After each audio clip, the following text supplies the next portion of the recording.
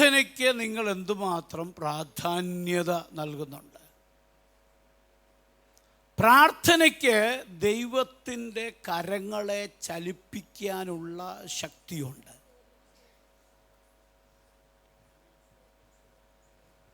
വിശ്വാസത്തോടുകൂടിയ പ്രാർത്ഥനയ്ക്ക് രോഗിയെ സൗഖ്യമാക്കാൻ,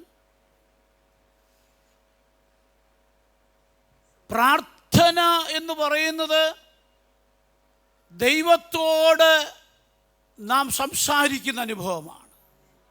ദൈവത്തോട് സംസാരിക്കുക, ദൈവത്തിൽ ഏകാഗ്രമാകുന്ന അനുഭവമാണ്. നമ്മുടെ വാഴ്ത്തപ്പെട്ട കർത്താവായ യേശു ക്രിസ്തു ഈ ഭൂമിയിൽ ജീവിച്ച പകൽ മുഴുവൻ മിനിസ്ട്രി ആയിരുന്നു. പകൽ മുഴുവൻ എന്ത് ചെയ്തു? പകലുള്ളിടത്തോളം അയച്ചവൻ്റെ ഹിതം കർത്താവ് ചെയ്തു, അയച്ചവൻ്റെ ഇഷ്ടം ദൈവം ചെയ്തു. രാത്രി മുഴുവൻ പ്രാർത്ഥിച്ചു. രാത്രി മുഴുവൻ നമുക്ക് പറ്റാത്തൊരു കാര്യമാണ്.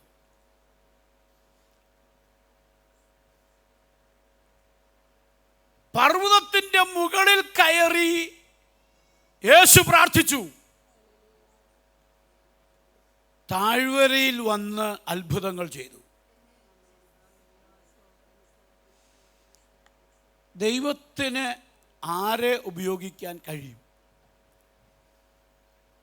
ദൈവത്തിന് മിടുക്കന്മാരെ വേണ്ട. നാം ചിന്തിക്കുന്ന യോഗ്യതകളല്ല ദൈവം നോക്കുന്ന യോഗ്യത. നമ്മൾ നോക്കുന്നത് പേഴ്സണാലിറ്റിയാണ്. സംസാരിക്കാൻ കഴിവുണ്ടോ, ശബ്ദം, ടാലൻസ്, സ്കിൽസ് എല്ലാം നോക്കുമ്പം ദൈവം ഉപയോഗിക്കുന്നത് പ്രാർത്ഥിക്കുന്നവനെയാണ്. രണ്ട് വാക്ക് കൂട്ടിച്ചേർത്ത് പറയാൻ നിനക്കറിയത്തില്ലെങ്കിലും നീ പറയുന്നത് അത്ഭുതമാകും. വിശ്വസിക്കുക എത്ര പേരുണ്ട്? നിനക്ക് എഴുന്നേറ്റ് നിന്നൊരു വാക്ക് പറയാൻ അറിയത്തില്ലെങ്കിലും നീ വിക്കി വിക്കി പറയുന്ന വാക്കിനകത്ത് അത്ഭുതങ്ങൾ ചെയ്യാൻ ദൈവത്തിന് കഴിയും. ഒറ്റ കാര്യം മതി, നീ മുട്ടുമേൽ നിന്ന് പ്രാർത്ഥിക്കാൻ തയ്യാറാകണം. പ്രാർത്ഥിക്കുന്നവനെ ദൈവം ഉപയോഗിക്കും. പ്രാർത്ഥിക്കുന്നവൻ പറയുന്നത് പോലെ നടക്കും. പ്രാർത്ഥിക്കുന്നത് സംഭവിക്കും. എന്നാൽ കർത്താവ് ഇവിടെ പറയുന്നു, നിങ്ങൾ എങ്ങനെ പ്രാർത്ഥിക്കണം, പ്രാർത്ഥിക്കേണ്ട വിധം കർത്താവ് പറയുകയാണ്.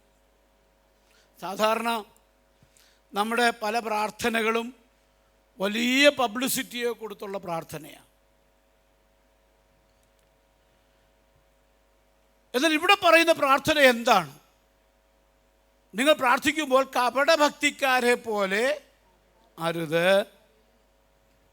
അവർ മനുഷ്യർക്ക് വിളങ്ങേണ്ടതിനും പള്ളികളിലും തെരുക്കോണികളിൽ നിന്നുകൊണ്ട് പ്രാർത്ഥിക്കാൻ ചിലരുണ്ട്. വീട്ടിൽ അരമണിക്കൂർ പോലും 10 മിനിറ്റ് പോലും പ്രാർത്ഥിക്കത്തില്ല. സഭായോഗത്തിന് വന്നാൽ പ്രാർത്ഥിക്കാന്ന് പറഞ്ഞാൽ ഈ പുള്ളിയായിരിക്കും ആദ്യം. ആ പ്രാർത്ഥന അരമണിക്കൂർ, സർവശക്തനും നിത്യനും നീതിമാനുമായ സ്വർഗസ്ഥ പിതാവേ, തുടങ്ങുന്നത് സായിലാണ്, പുള്ളി അവസാനിപ്പിക്കുന്നത് സായിലായിരിക്കും. പ്രാസ ഒപ്പിച്ച് പ്രാർത്ഥിക്കാൻ മിടുക്കന്മാര്. രഹസ്യ പ്രാർത്ഥന ഇല്ലാത്തവനും പരസ്യ പ്രാർത്ഥന നടത്താം. എന്നാൽ കർത്താവ് ഇവിടെ പറയുന്നത് രഹസ്യ പ്രാർത്ഥനയെ കുറിച്ചാണ്. പേഴ്സണൽ പ്രയർ, വ്യക്തിപരമായൊരു പ്രാർത്ഥനാ ജീവിതം. ഒരു ഭക്തന്റെ ശ്വാസോച്ഛ്വാസമാണ് പ്രാർത്ഥന. മനസ്സിലാകുന്ന എത്ര പേരുണ്ട്?